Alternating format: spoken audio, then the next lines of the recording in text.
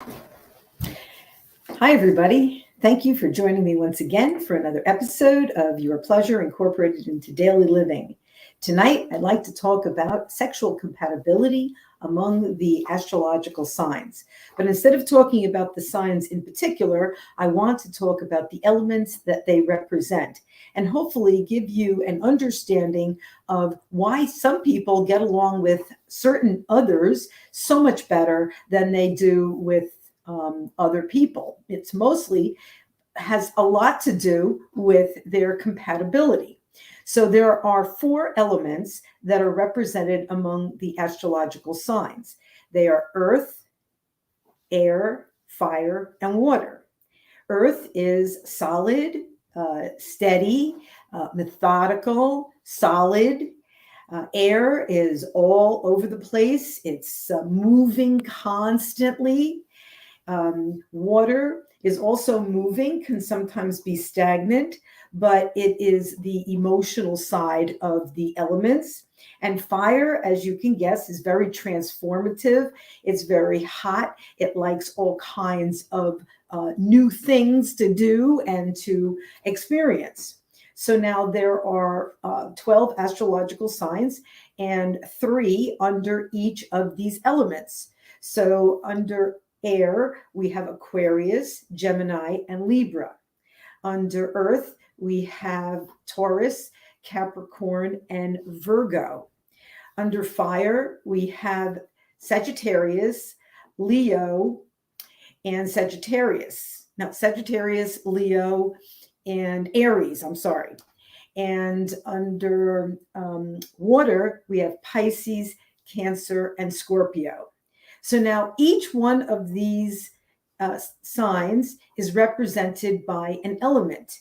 And so even though the elements themselves match up nicely, so if you wanted to put a Virgo and a Taurus together, that would work because that's 2 earth signs, or a Pisces and a Cancer together, 2 water signs, a Gemini and a Libra, for instance, or a Libra and an Aquarius, that's air signs, or a Leo and a Sagittarius, or a Leo and an Aries.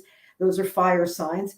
And because they have a shared element, they also have a shared way of approaching the world and their priorities and their approach to life and their tenacity, their intensity, their emotionalism, all of it is very, very compatible because they're both representing the same astrological element.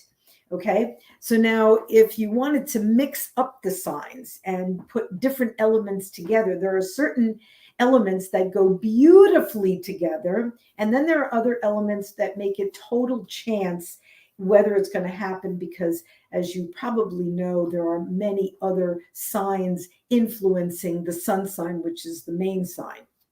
So a couple of excellent couplings are water and earth. They get along beautifully. And they if you look at water and earth, earth and water are side by side everywhere you look.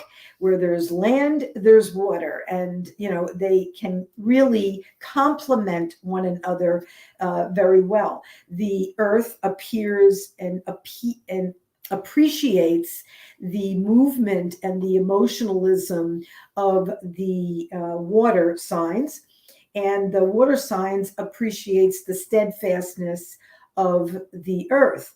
Now, you wouldn't really want to put an earth sign together with an air sign, because earth is kind of solid and kind of slow moving, and they like things in a very methodical kind of a way, where air signs are here, there, and everywhere. They're constantly moving. They're a very intellectual element. They are, fast thoughts, fast movement, a lot of places to go, things to do, people to see kind of thing, where earth would be like, can we just take a break? Can we just have a day off, please? So earth and air, not such a great combination. Also, fire and air are a wonderful combination, because Fire feeds air. Air feeds fire. Fire cannot live without air. So fire is inspired, motivated, stoked by the air signs. So if you're a fire sign and you're looking for someone who is not exactly like you, but someone who can keep your life exciting, you might want to consider one of the air signs, okay? If you're a water sign, you definitely do not want to consider one of the air signs. Water signs are very emotional, and they need to have some kind of reassurance. And they're not going to get it with an air sign. Air signs are not very reassuring. They are loyal, they can be loving, they can be all kinds of wonderful things, but they are not necessarily the cup of tea that a water sign needs. Water is emotional, and it needs someone to basically kind of keep it company, hold its hand, and let it know everything's going to be okay. Where air sign is not that invested in that kind of emotionalism, and probably would be the worst element to couple up with an air sign. Water and air, not a good idea. Earth goes really well with fire also. Fire lives on top of earth. Fire cannot live without earth. It has to have something to burn. It has to have something to sit on. It has to have something to consume. So, and then the thing that it does consume goes back into the earth. And so, it kind of replenishes the earth. So the two of them can also be a very, very nice combination. Although sometimes, again, fire is a very intense signs, and what they want is what they want. And they are very passionate, and they are very intense. And earth signs can be, but not so much. And so, there are going to be other elements that are influencing that sun sign. So I would have an astrological chart done to see how many elements you guys share, and then go from there. It's not a good idea to ignore the elements. I would tell you that out of all the people that I have ever known that got divorced, they were not astrologically compatible as far as their elements were concerned. And most of it was water and fire, not a good combination. What happens when you put water and fire together? Steam. Or it just dissipates, or water puts out fire. Not a good combination, not a good combination. And you can only boil water for so much before it, completely dissipates. So that's not what we're looking for. We're looking for long-term relationships where they can respect, and they can help, and they can feed each other, and they can shore each other, and they can support each other. And fire and water, not a good combination. But fire and air, excellent. Air and earth, not so good. Earth is kind of a steady, intense, and methodical sign. They do everything, one thing after another. They're very, very get it done, very practical, that sort of thing. Air is above the earth, and it's constantly moving around. And earth is like, can we sit still for a minute? What is going on? So I strongly recommend that if you are interested in someone, get an astrological reading done with that person and see what kind of houses that you both have that are lined up together, because you don't want to start your relationship physically attracted to each other. You could be very physically attracted to one another, but not have a whole lot in common, or have very different priorities, or definitely different ways of looking at the world, or what's important to you, or how you want to love and how you want to live your lives. So that this kind of elements have to be regarded.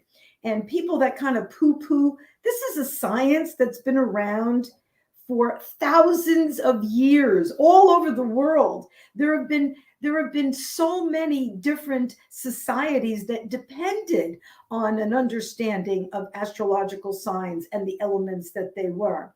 And just because it was poo-pooed at some point in time by the church, even though they went to astrological signs for a lot of advice for a long time, doesn't mean that it is not relevant today.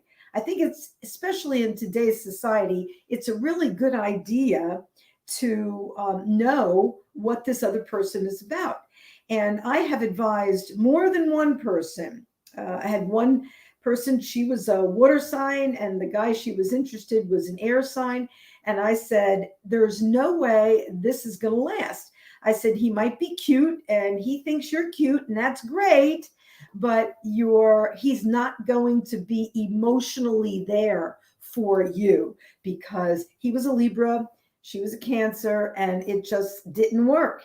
And I've just known too many fire and water signs that have they found each other very, very interesting and different and exciting at first. But let me tell you, that was lust. That wasn't love. Love is enduring, and it's going to take time, and it builds on itself. I'm not saying that you're not going to be at least attracted to someone who's very, very different than you are.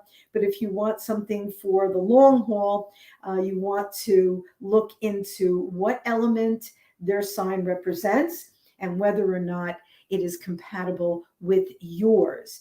And then if it is, then you actually have a really good foundation on which to build.